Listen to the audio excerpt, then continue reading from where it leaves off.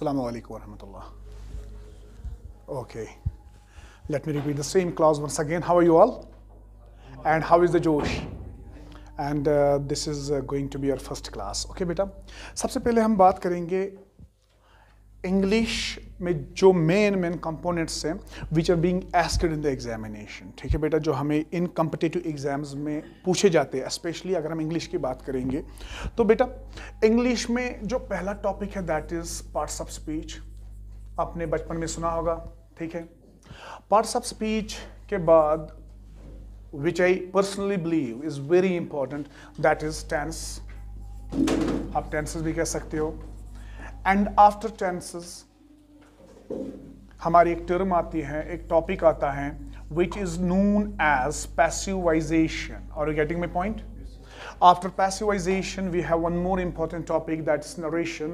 ठीक है बेटा, narration. After narration we have subject plus verb agreement, जो असल में वर्ब का कॉन्सेप्ट है. सब्जेक्ट प्लस वर्ब एग्रीमेंट, जिसे हम बेटा कनकॉर्ड भी बोलते हैं. क्या बोलते हैं? Concord, CONCORD. Then we have articles. ठीक है बेटा, we have passage, we have idioms, we have clauses, and we have one more beautiful topic, that is conditionals. क्या है बेटा? Conditionals. This is going to be our first class inshallah. From next, I mean to say that from Monday we are going to start from first parts of speech. ठीक है बेटा, parts of speech, then tenses, then passivization, then narration, then subject plus verb agreement, then articles, then passage, then idioms, clauses, phrases and conditionals. Okay बेटा, आज हम थोड़ा सा जानते हैं. Today we are going to know a little about parts of speech. ठीक है बेटा, बीच में थोड़ा सा tenses की भी बात करेंगे, थोड़ा सा देखेंगे आपको कितना पता है. ठीक है बेटा, आप में से मुझे कोई बता सकता है in English how many parts of speech are there? Yes. How many parts of speech are there? Very nice. You said we have 2 parts of speech. You? 8. He said 8. Then why did you say we have 2? Okay, then what did you say? Okay, somebody said 2. Somebody, you said? Okay, pretty okay. Okay, we have 8 parts of speech in English. We have noun. And how easy it seems? It is the toughest, I think. It is the toughest, I think. In entire syllabus, noun is the toughest. And after noun, you have pronoun. Okay? After pronoun, you have adjective. 1, 2, it is 3. It is 4. Then we have verb. And then we have adverb. And then we have 6th one is preposition. Preposition. And then we have 7th one, that's interjection. And then we have, 8th one is preposition, interjection and conjunction. Okay beta, conjunction. Actually conjunction is at number 7 and interjection is at number 8. Okay, is it clear to everyone? In the similar way, in tenses we talk about present tense, we talk about past tense, we talk about future tense. But for your kind information, in English we don't have future tense. बेटा जो हमारा English है इसमें future tense है ही नहीं. Then the grammarians came forward with the help of will and shall. They said that we can present future tense by means of this will and shall. Otherwise, we do not have future tense in English. As far as one of the beautiful branch of English grammar is concerned, that's called morphology. Morphology says we don't have future tense in English because in morphology we study about words and their formation. Is it clear? And in passivization we are talking about how sentences are changed. ठीक है बेटा, active किस तरह से passive में change होता है, passive किस तरह से एक्टिव में. In narration we are changing direct into indirect. Then in subject plus verb agreement we are basically talking about verb, how verb is agreeing with the subject. Okay, before going on, let me talk about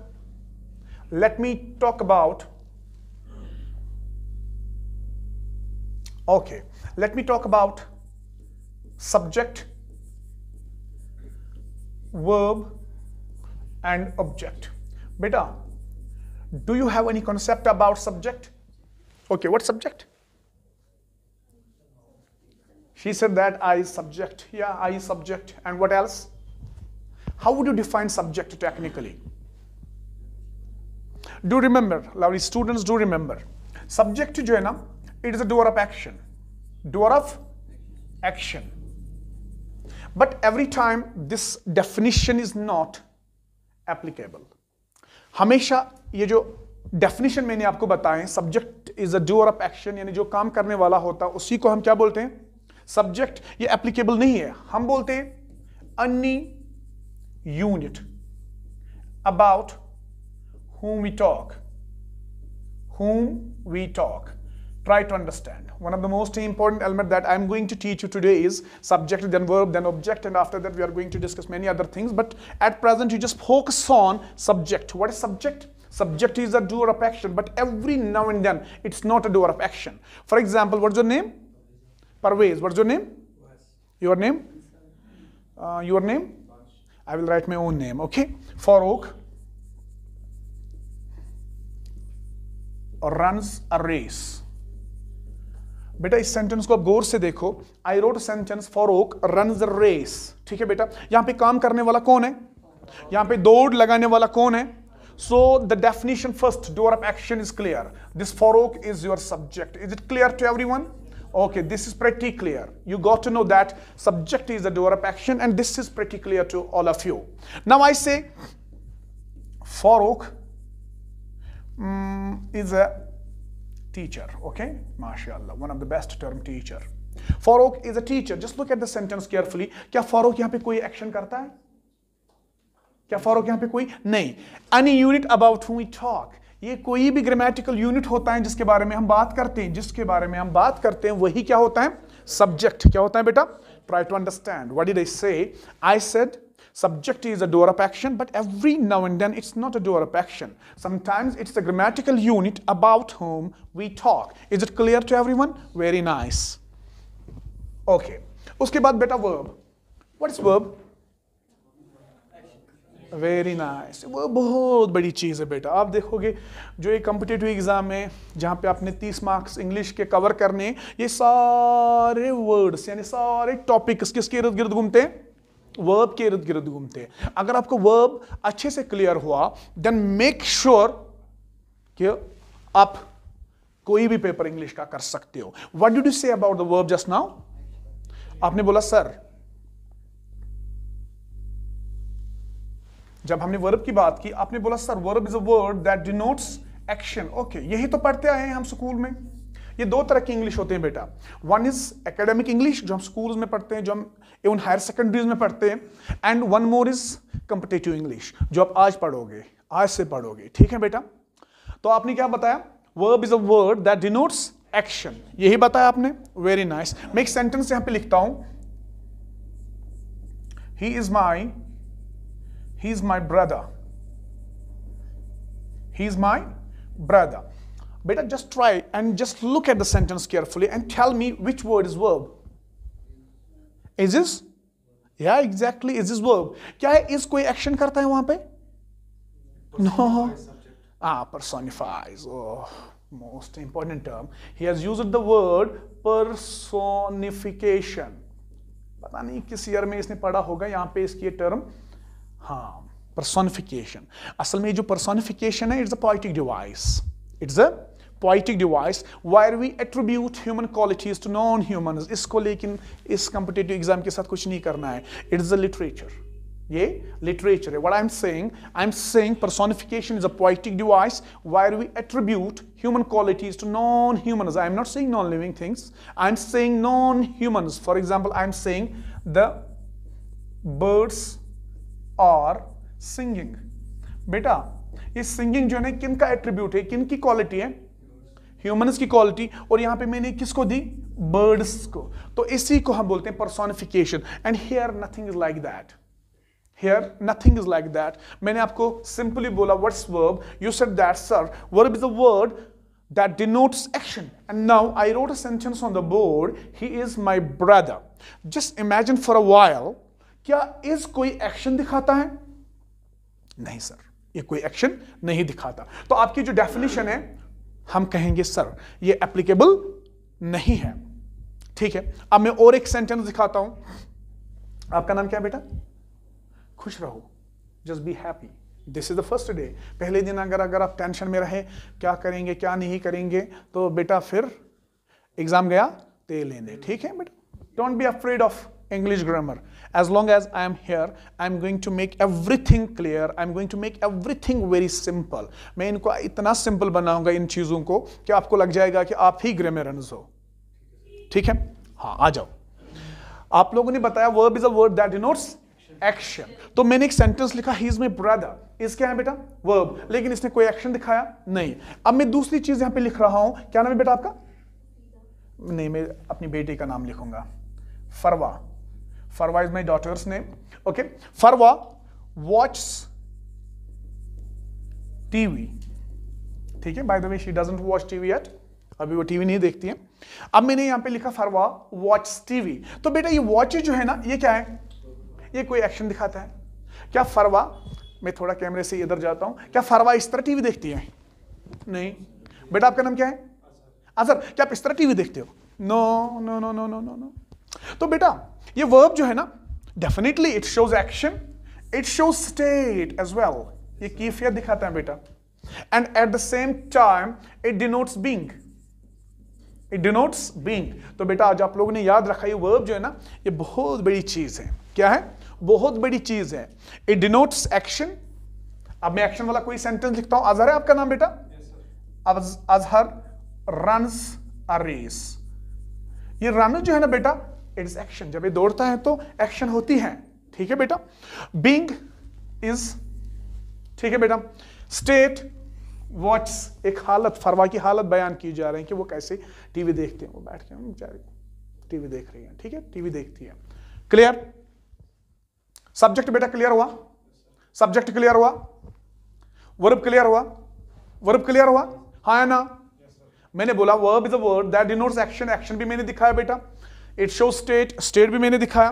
and it shows being, being भी मैंने दिखाया बेटा किस तरह से। Is it clear to everyone? Very nice. उसके बाद मैंने एक टर्म लिखी थी, व्हाट इज दैट? ऑब्जेक्ट। ठीक है बेटा, बेसिक्स में बता रहा हूं। बेसिक्स में हमें 2-4 दिन और लगेंगे, लेकिन पहले बेसिक से क्लियर होनी चाहिए। सब्जेक्ट आप लोगों ने देखा, वर्ब भी आप लोगों ने देखा। अब आप बेटा किसको देखो? अब आप बेटा ऑब्जेक्ट को देखो। किसको देखो? ऑब्जेक्ट को। Very important term in English grammar. Competitive exam जो है ना बेटा, इन्हीं के इर्द गिर्द घूमता है। देखो जब हम ऑब्जेक्ट की बात करते हैं, या जब हम उर्दू ग्रामर पढ़ते थे, फाइल काम करने वाला, सब्जेक्ट मफूल, यही बोलते थे ना बेटा, जिस पे काम किया जाता है। फाइल काम करने वाला, जिसको हम सब्जेक्ट बोलते हैं इंग्लिश में, और उर्दू में ऑब्जेक्ट को हम क्या बोलते हैं? मफूल, जिस पे काम किया जाता है। But you are not going to remember it like this, you are going to remember it like this. Object जो है ना बेटा, any grammatical unit, it is any grammatical unit which receives an action. Beta, just try to understand. I'm saying object is any grammatical unit which receives an action. Beta, what's your name? Ansar. आराम से। कहां रहते हो? बेमिना में। मैंने किसको मारा? अंसार को। ये मारा किसने? मैंने। मारने वाला क्या बन गया? फाइल। सब्जेक्ट बोलो, फाइल को भूल जाओ। और मार खाने वाला कौन है? ये मार किसने खाया? एक्शन किसने रिसीव की? ऑब्जेक्ट ने बेटा। बात को समझो। सी, मैंने बोला आई बीट यू। मैं मारने वाला सब्जेक्ट, जिसने एक्शन दिखाई दैट्स वर्ब, और जिसने मार खाई दैट्स ऑब्जेक्ट। बेटा ये हमारा सेंटेंस हमेशा एक्टिव होता है। क्या होता है? एक्टिव होता है। एक्टिव का जो स्ट्रक्चर होता है, the structure of the active sentence is subject, verb and object. ठीक है बेटा। पैसिव में हम कैसे इसको चेंज करते हैं, हम पहले ये ऑब्जेक्ट इधर लाते हैं, इस सब्जेक्ट को इधर लाते हैं, ठीक है बेटा। मैंने ऑब्जेक्ट उठाया, यहां पे लिखा और इसके साथ एक ग्रामेटिकल यूनिट डाला जिसको हम हेल्पिंग वर्ब बोलते हैं। क्या बोलते हैं? Helping verb. इसके साथ जो हेल्पिंग वर्ब आएगी दैट इज आर। और पैसिवाइजेशन में बेटा जो आपकी वर्ब है ना, it is changed into V3, that is beaten, you are beaten. और बेटा हम इसमें एक एजेंट यूज करते हैं जिसको हम प्रीपोजिशन भी बोलते हैं, दैट्स बाय, बाय। और जो आपका ये सब्जेक्ट है ना आई, जब इधर आ जाएगा ये ऑब्जेक्ट बन जाएगा। क्या बन जाएगा? Object, me, you are beaten by me. अब बेटा एग्जाम में आपको एक क्वेश्चन आएगा, I beat you, change into passive. अभी हमने पैसिवाइजेशन के बारे में बात नहीं की, अभी मैं थोड़ा थोड़ा आपको आइडिया दे रहा हूं कि हम कैसे पढ़ते हैं, क्या करते हैं इस कॉम्पिटिटिव एग्जाम के लिए। कॉम्पिटिटिव एग्जाम जो है ना, it is tricky, it is very much tricky, ठीक है बेटा।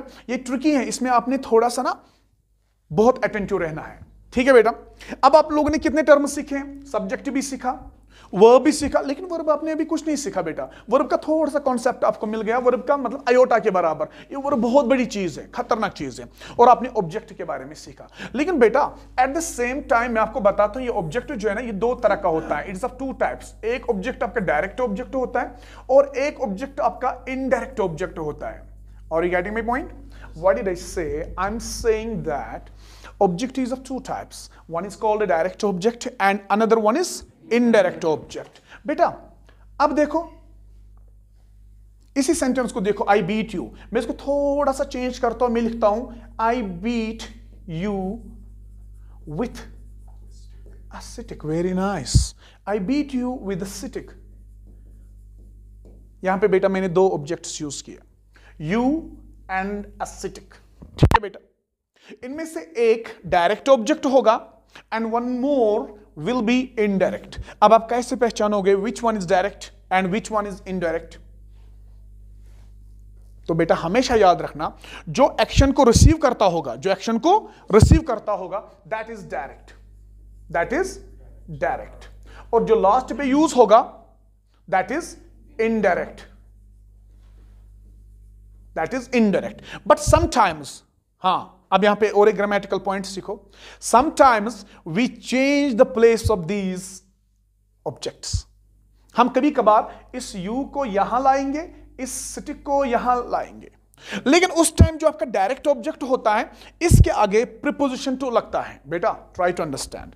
Sometimes what we do is we try to change the positions of these objects, but उस टाइम क्या होता है, what happens that time, जो आपका डायरेक्ट ऑब्जेक्ट होता है जब मैं इसको लास्ट पे लाऊंगा it takes preposition to before it, ठीक है बेटा। इसके आगे क्या इस्तेमाल होता है?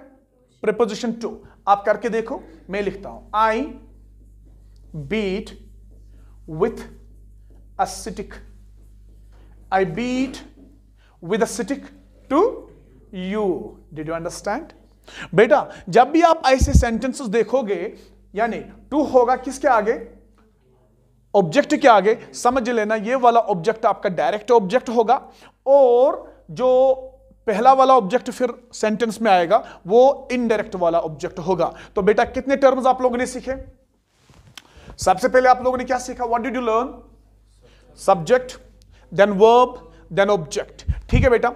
अब मैं थोड़ा सा आपको और थोड़ा सा बेसिक कॉन्सेप्ट एक समझाने की कोशिश करूंगा। नहीं, इससे पहले मैं एक सेंटेंस यहां पे लिखता हूं, he plays good and one more sentence I will write here, he plays well.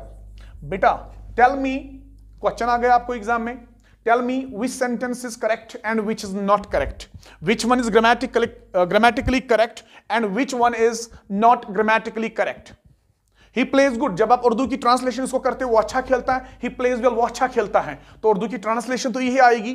That is the reason we have seen most of the times we are confused why we are not fluent speakers of English, we are always translating things। हम अपने दिमाग में कौन ता पे आ गया, कौन चुका पे आ गया, कौन रहा पे आ गया, कौन या पे आ गया, then we are translating things accordingly and that is the reason we never speak fluent English. यहां पे फ्लुएंट इंग्लिश बोलने की जरूरत नहीं है, यहां पे आप खाली कॉन्सेप्ट सीखो। अब आपके एग्जाम में एक क्वेश्चन आ गया, he plays well and he plays well, तो दोनों में से आपको एक करेक्ट साबित करना है। विच वन इज करेक्ट?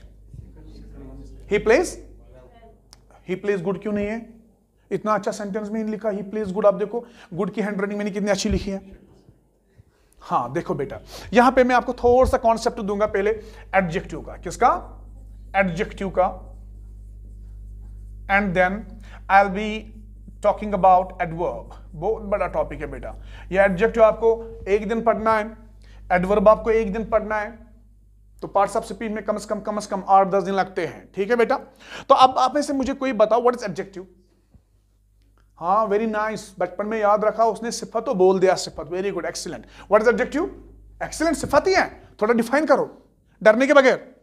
यहां पे कोई बेटा सीख के नहीं, अगर कोई सीख के भी है तो फिर से सीखेंगे। ठीक है, बताओ।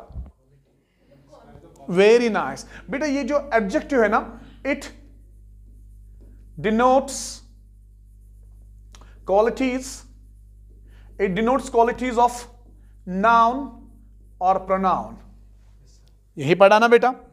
जो ये बेटा एडजेक्टिव है ना, इट क्वालिफाइज नाउन और प्रोनाउन। ठीक है बेटा?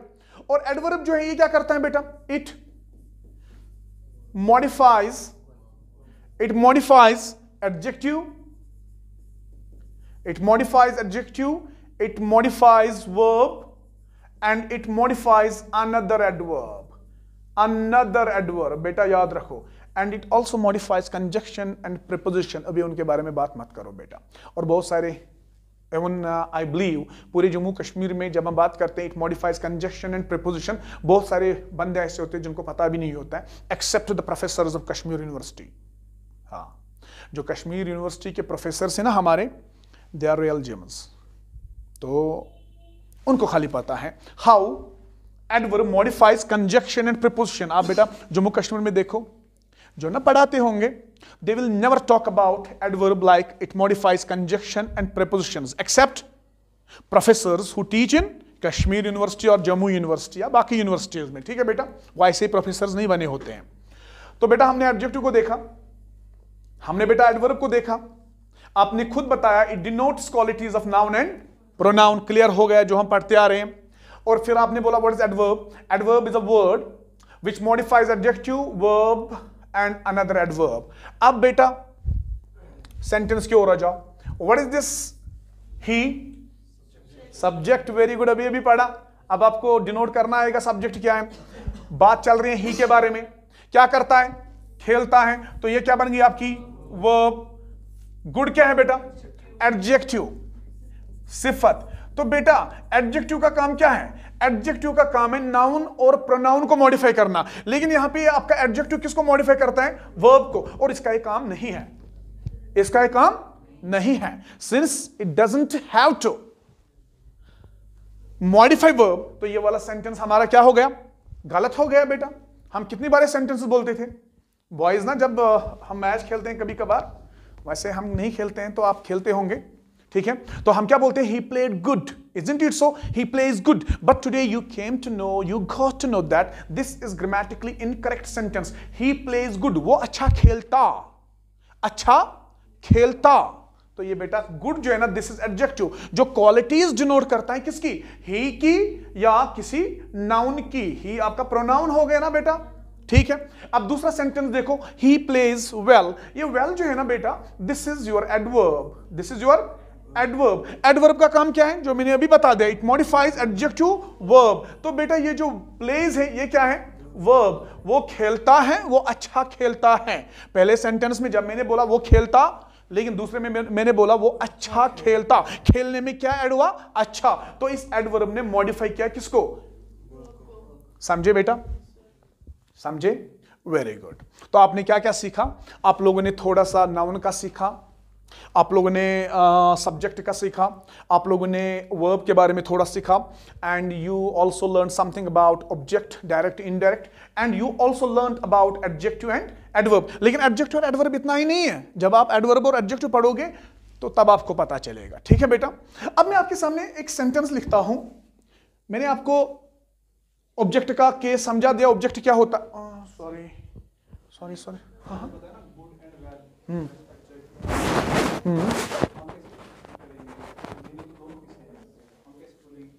Very nice. हम कैसे डिफरेंशिएट करेंगे गुड और वेल की? मीनिंग तो दोनों की सेम है। जरा बेटा पहला वाला सेंटेंस पढ़ो, ही प्लेज गुड, बताओ, हम मीनिंग बताओ। जो ये खेलना है ना, इसको कौन मॉडिफाई करता है? इसको कौन मॉडिफाई करेगा? वेट वेट वेट, खुद आंसर देगा। इसको कौन मॉडिफाई करेगा? गुड कहां करेगा? गुड जो है ना एडजेक्टिव है ना, गुड एडजेक्टिव है। और इस प्ले को मॉडिफाई अगर कोई करता है तो वो कौन है?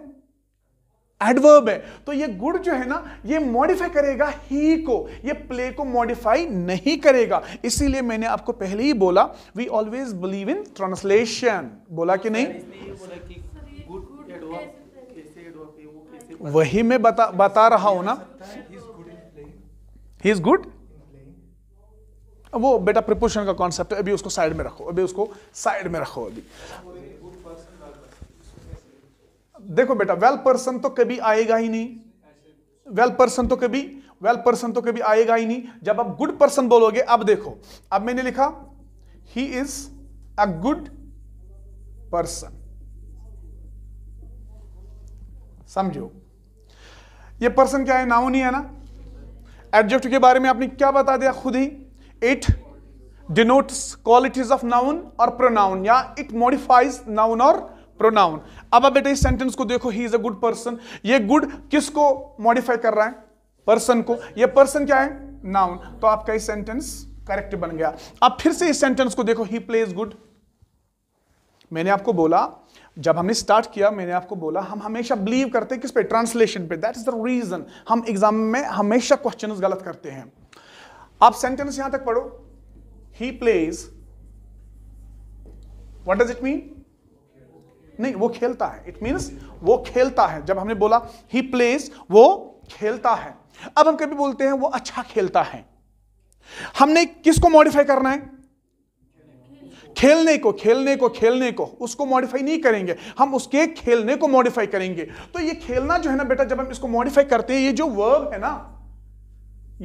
है ना, जो चीज इसको मॉडिफाई करती है वो एडवर्ब है। इसलिए एडजेक्टिव के बजाय हम किसका इस्तेमाल करेंगे? एडवर्ब का। हम बोलेंगे ही प्लेज वेल। ठीक है बेटा, बात समझ में आई? Very nice. अब देखो बेटा, अक्सर बेशतर हमें कंफ्यूजन रह जाता है, सब्जेक्टिव केस कौन सा है और ऑब्जेक्टिव केस कौन सा है। अब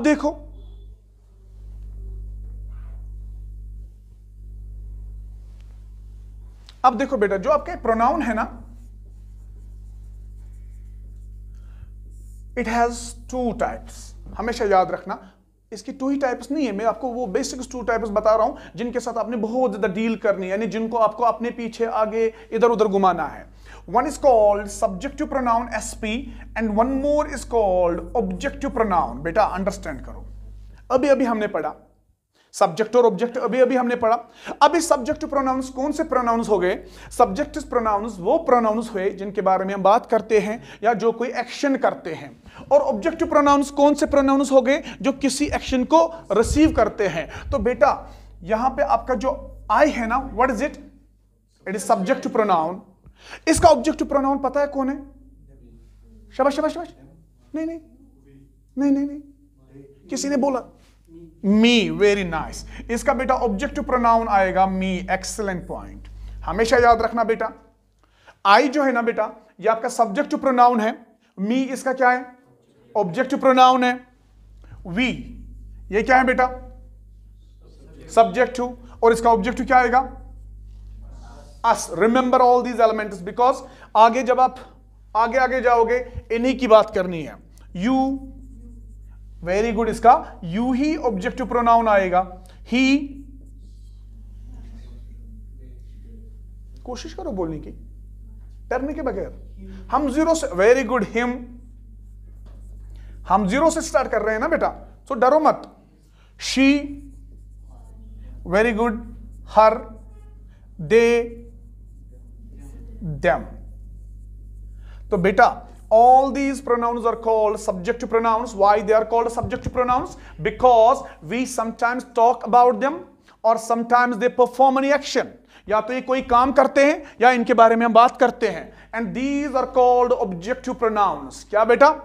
ऑब्जेक्टिव प्रोनाउंस। ऑब्जेक्टिव प्रोनाउंस वो प्रोनाउंस होते हैं जो एक्शन को रिसीव करते हैं। अब मैं बेटा एक सेंटेंस लिखूंगा, आप मुझे बताना सर आपने ठीक लिखा या गलत लिखा। हाँ इट भी है, वो आगे, ठीक है, अभी थोड़ा थोड़ा सा। हाँ अब मैं चलो इट की बात करता हूं। It is me who helped you. बेटा मैंने एक सेंटेंस लिखा, it is me who helped you. Can you tell me is it grammatically correct sentence? आपको एग्जाम में क्वेश्चन आ गया, मान लीजिए आपको क्वेश्चन आ गया, it's me who helped you, now you are being asked to find the और detect the error. It's me who helped you, ये मैं हूं जिसने आपकी मदद की। कमान अजहर,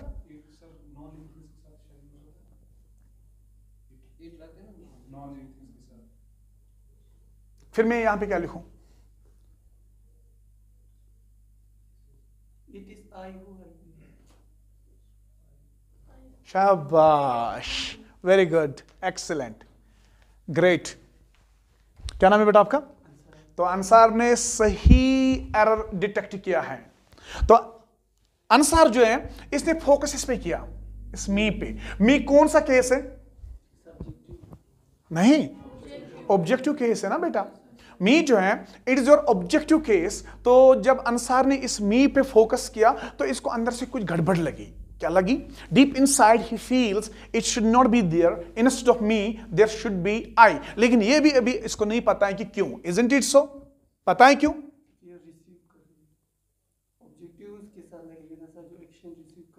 नहीं, अब सारा मसला जो है ना ये इसका है। अब सारा मसला किसका है? इसका है। ये इज हमें बता देता है कि आप मेरे बाद मी का इस्तेमाल करोगे या मेरे बाद आई का इस्तेमाल करोगे। आपको पता है बेटा ये इज कौन सी वर्ब है? अभी हमने वर्ब के बारे में बात की। मैंने आपको बोला वर्ब डिनोट्स एक्शन, या आप लोगों ने बताया। फिर मैंने बोला verb denote state, it also denotes action. लेकिन sorry being, it also denotes being. लेकिन एट द सेम टाइम आपको बेटा थोड़ा सा प्रीवियस नॉलेज तो होगी। वर्ब के दो टाइप्स हैं, one is called main verb, या excellent, one is called auxiliary verb. Auxiliary verb को आप बेटा हेल्पिंग वर्ब भी बोलते हो कि नहीं? बोलते हैं। Auxiliary verb is also called helping verb. अब मैं एक सेंटेंस लिखता हूं अजहर पे। अजहर क्रिकेट खेलते हो? Azhar is playing cricket. Try to understand, Azhar is playing cricket. मैंने एक सेंटेंस लिखा, अजहर इज प्लेइंग क्रिकेट। अब मुझे बोलो इस सेंटेंस का मतलब क्या है? अजहर क्रिकेट खेल रहा है। This is continuous, this is present continuous. ठीक है बेटा। अब थोड़ा सा बेटा थोड़ा जानने की कोशिश करो, ये इज जो है ना ये कौन सी वर्ब है? Very good, this is helping verb. और ये प्लेइंग जो है ना ये कौन सी वर्ब है? Main verb. लेकिन मेन वर्ब की कौन सी पार्ट? फोर्थ पार्ट, जिसको हम इंग फॉर्म बोलते हैं। फॉर एग्जाम्पल बेटा अगर मैं यहां पे प्ले लिखूंगा, this is first form of verb. बेटा मैंने लिखा played, this is second form. मैंने लिखा बेटा played, this is third form. मैंने लिखा बेटा playing, this is fourth form. मैंने लिखा बेटा playing, this is fourth form. लेकिन बेटा remember the names of first form, second form, third form and fourth form. This first form is technically called present tense. इसको क्या बोलते हैं बेटा? Present tense. This is called past tense. Second verb को हमेशा हम क्या बोलते हैं? थर्ड को हम बेटा बोलते हैं पास्ट पार्टिसिपल। क्या बोलते हैं? Third one is called past participle. And fourth one को हम बोलते हैं बेटा प्रेजेंट पार्टिसिपल। क्या बोलते हैं? Present participle. नाउ से टू योरसेल्व्स, आपको बेटा प्रेजेंट टेंस भी आया, आपको पास्ट भी आया, आपको पास्ट का डेरिवेटिव भी आया पास्ट पार्टिसिपल, और आपका प्रेजेंट का पार्टिसिपल क्या बोलते हैं इसको? डेरिवेटिव, जिसको प्रेजेंट पार्टिसिपल बोलते हैं। कहीं पे फ्यूचर आया तो बेटा वर्ब से आपको पता चला कि फ्यूचर टेंस इंग्लिश में है ही नहीं। जो फ्यूचर टेंस हमें इतना परेशान करता है, देखो फ्यूचर के लिए आप कितने परेशान हो, वो फ्यूचर कहीं है ही नहीं। Then grammarians invented words like will and shall, and by these words we use to show future tense. Clear बेटा इधर तक? Very nice. अब मैंने जो सेंटेंस लिखा, अजहर इज प्लेइंग क्रिकेट। यहां पे जो बेटा आपकी जो इज है ना, दिस इज हेल्पिंग वर्ब, ठीक है बेटा। और ये जो प्लेइंग है ना बेटा, दिस इज मेन वर्ब, ठीक है। और इसने एक टेंस बनाया जिसको आप बोलते हैं प्रेजेंट कंटिन्यूअस, बोलते हैं कि नहीं? Very nice. अब मैं दूसरा सेंटेंस लिखूंगा, अजहर इज माई फ्रेंड। यहां पे जो इज है ना बेटा, इसके बाद मैंने कोई और वर्ब इस्तेमाल किया है? मैंने कोई वर्ब इस्तेमाल किया इसके बाद? नहीं। यहां पे जो इज है ना, मैंने इसको अकेले में यूज किया। और इज यहां पे मेन वर्ब का काम करती है। कौन सा? हमेशा याद रखना बेटा, जब हेल्पिंग वर्ब या ऑक्सिलरी वर्ब किसी दूसरे वर्ब के साथ इस्तेमाल होगी सेंटेंस में, वहां पे वो हेल्पिंग वर्ब का काम करती हैं या ऑक्सिलरी वर्ब का काम करती हैं। वहां पे वो दूसरे वर्ब को मदद करती हैं टेंस बनाने में। या तो वो प्रेजेंट कंटिन्यूअस बनाएगी, या तो वो प्रेजेंट परफेक्ट बनाएगी, या तो वो पास्ट कंटिन्यूअस बनाएगी, या तो वो पास्ट परफेक्ट बनाएगी, या पास्ट परफेक्ट कंटिन्यूअस बनाएगी। बात समझ में आ रही है बेटा? लेकिन जब इस हेल्पिंग वर्ब को हम अकेले में यूज करेंगे, जब इसके बाद और कोई वर्ब इस्तेमाल नहीं होगी, तब ये कौन सा काम करती है? मेन वर्ब का काम करती है। क्या करती है? मेन वर्ब का। तो पॉइंट सीखो बेटा, पॉइंट सीखने की कोशिश करो। मैंने क्या सेंटेंस लिखा था? इट इज मी लिखा था मैंने। It is me who helped you. बेटा यही सेंटेंस मैंने लिखा था। अब बेटा इज को देखो, ये इज जो है ना बेटा, आपको पता है मैंने कहां से लाया? आपको पता है इंग्लिश में कितने ऑक्सिलरी वर्ब्स हैं? बहुत कॉमन क्वेश्चन है और बहुत सारे बच्चों को नहीं पता है। एकेडमिक्स में हम जब बात करते हैं ऑक्सिलरी वर्ब्स की, बच्चे बहुत सारे बता देते हैं, लेकिन कॉम्पिटिटिव के जो बच्चे हैं उनको फिर पता होता है। Can you guess how many auxiliary verbs are there in English? बेटा we have just 3 auxiliary verbs in English. हमारे पास कितने ऑक्सिलरीज हैं? We have just 3। हमारे पास बेटा बी है, हमारे पास बेटा डू है, हमारे पास बेटा हैव है। रिमेंबर कितने ऑक्सिलरीज है?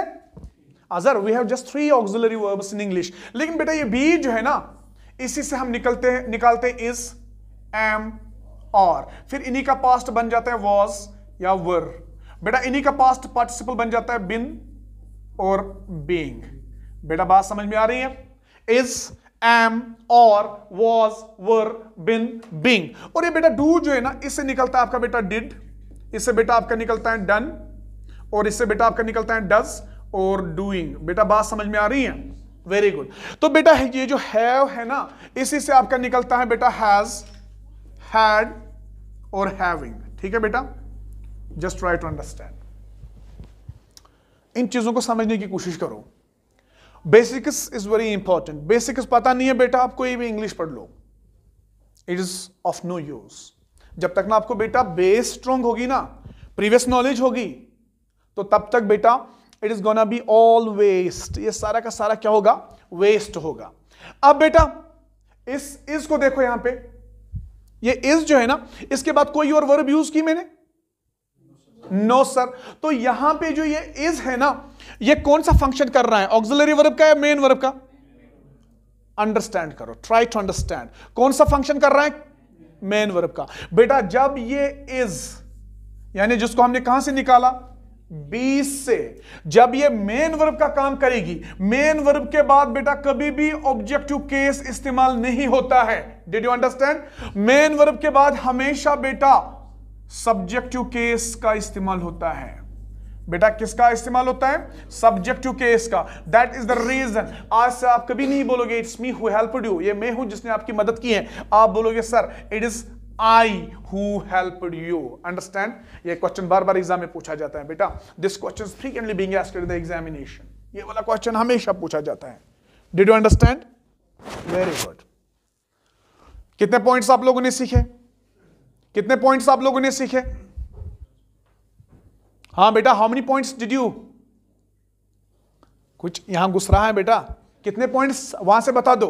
सर आज हमने बहुत सारे पॉइंट्स सीखे। हमने सब्जेक्ट सीखा, वर्ब सीखा, ऑब्जेक्ट सीखा, हमने और एक केस सीखा है। किसका? प्रोनाउन का एक केस सीखा है कि अगर प्रोनाउन से पहले वर्ब की मेन फॉर्म इस्तेमाल होती है, बी जो है ना एज अ मेन वर्ब इस्तेमाल होते हैं, तो इसके बाद ऑब्जेक्टिव केस का इस्तेमाल नहीं होता है, इसके बाद सब्जेक्टिव केस का इस्तेमाल होता है। और हमने सब्जेक्टिव केसेस भी सीखे, ऑब्जेक्टिव केसेस भी सीखे, और हमने थोड़ा थोड़ा एडजेक्टिव के बारे में जान लिया और एडवर्ब के बारे में जान लिया। अब मैं थोड़ा सा बेटा आपको एडजेक्टिव के बारे में और एक चीज बताऊंगा विच इज वेरी इंपॉर्टेंट, जो आपको पता होनी चाहिए, विच इज वेरी इंपॉर्टेंट। हाँ, एडजेक्टिव जब आपने मुझे अभी अभी बताया sir, adjective is a word that modifies, किसको मॉडिफाई करता है, नाउन और प्रोनाउन को। तो एट द सेम टाइम आपको पता होना चाहिए बेटा एडजेक्टिव के कितनी डिग्रीज हैं, how many degrees it has. हाँ, any guesses about the degrees of adjective? Yeah, exactly, we have 3 degrees, मैंने तो लिखा। ठीक है बेटा, मैं थोड़ा सा आपको समझाने की कोशिश करूंगा। फर्स्ट वन को हम कौन सी डिग्री बोलते हैं बेटा, पॉजिटिव। सेकंड वन को कंपैरेटिव, थर्ड वन को सुपरलेटिव। बेटा excellent point, you are very efficient students, आपको पढ़ाने में मजा आएगा।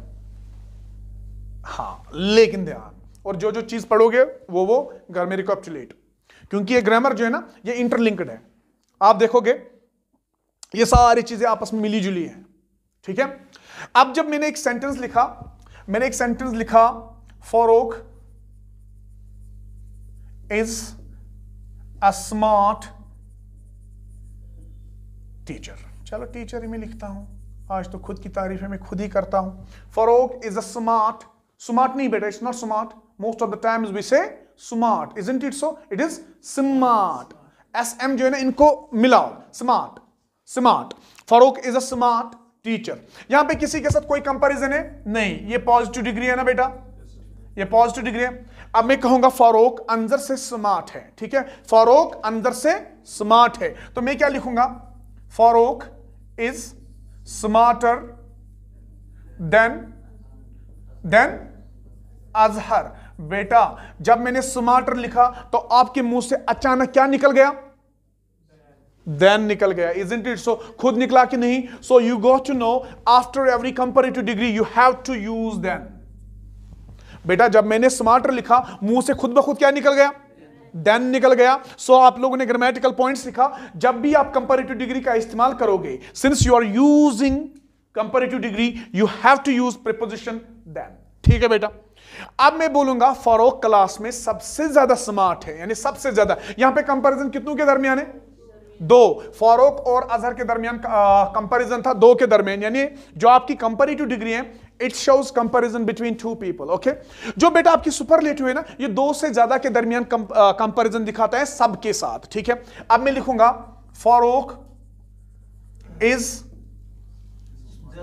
The smartest. द खुद निकला कि नहीं बेटा, द खुद निकला कि नहीं, वेरी नाइस। बेटा ग्रामेटिकल पॉइंट सीखो, अभी मत लिखो।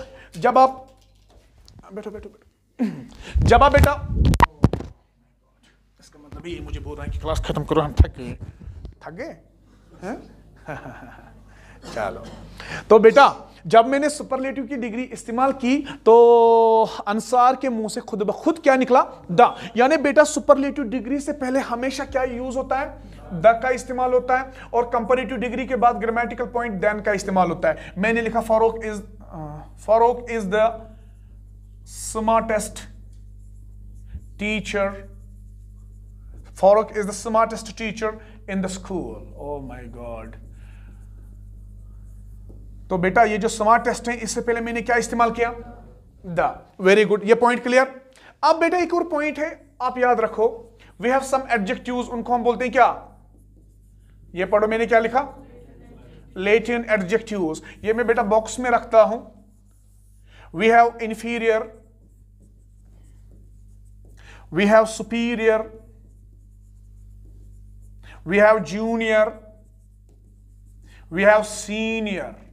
बेटा ये कुछ एडजेक्टिव्स हैं, इनको हम क्या बोलते हैं, लेटिन एडजेक्टिव्स। इनको हम एज पॉजिटिव डिग्री भी यूज करते हैं और इनको हम बेटा एज कंपैरेटिव डिग्री भी यूज करते हैं। फॉर एग्जांपल मैं बोलता हूं आई एम जूनियर हियर। ठीक है बेटा, I am junior here, try to understand. Simple sentence मैंने लिखा मैं जूनियर हूं यहां। अब मैं लिखता हूं मैं अंसार से जूनियर हूं। क्या, मैं अंसार से जूनियर हूं। मैं क्या लिखूंगा, आई एम जूनियर डैश अंसार। तो बेटा कंपैरेटिव डिग्री के बाद मैंने क्या बोला यूज करने के लिए? क्या बोला? क्या बोला? सारे बोलो जोर से। कंपैरेटिव डिग्री के बाद क्या इस्तेमाल होता है? लेकिन बेटा यहां सिचुएशन अलग है, यहां सिचुएशन अलग है, यहां पे टू का इस्तेमाल करना है।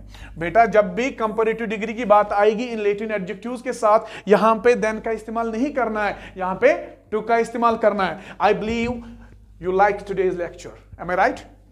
माशाअल्लाह। तो बेटा हमने बहुत सारी बातें की, बहुत सारा बेसिक सीखा, लेकिन अभी हमने सिलेबस का कुछ भी नहीं उठाया। ठीक है बेटा, it was just an introduction for you all कि पढ़ना क्या है, किस तरह से पढ़ना है। ठीक है बेटा, सबसे पहले मैंने आपको बताया we have to study about parts of speech, और पार्ट्स ऑफ स्पीच आपको आ गया। Remember my words, parts of speech आपको आ गया बेटा, आपको सब आ गया। After parts of speech we are going to talk about subject plus verb agreement, then articles, then we are going to talk about tenses, then we are going to talk about passivization, then we are going to talk about what did I say? Narration. Then there are passages, then there are idioms, phrases, adverbs, conjunctions. There are so many other things which we are going to talk about one by one. But the most important element that you all need to understand is you should be having previous knowledge. अगर previous knowledge बेटा आपको थोड़ी सी भी है, उसका utilize आप अच्छे से करो। अगर नहीं भी है, no problem, I am here. I am going to clarify all the doubts. Thank you so very much. जरा बेटे इसको बंद करो, आएगा।